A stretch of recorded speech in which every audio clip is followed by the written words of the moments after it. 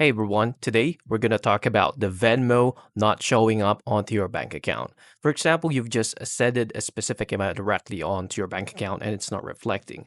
All you can do is to go to your Venmo website and click here on Help Center.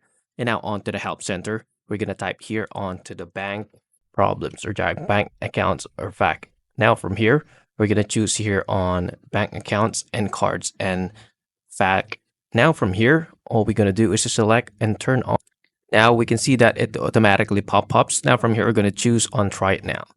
Now from here, we're going to send a specific message directly to the Venmo assistant and tell every informations. Like for example, I already sent the money directly to my bank account, but it's not reflecting onto my Venmo applications. And then hopefully they'll be able to help you directly onto your problems. And that's it. If you find this video helpful, please like, subscribe, and I'll see you into the next one. Thank you for watching.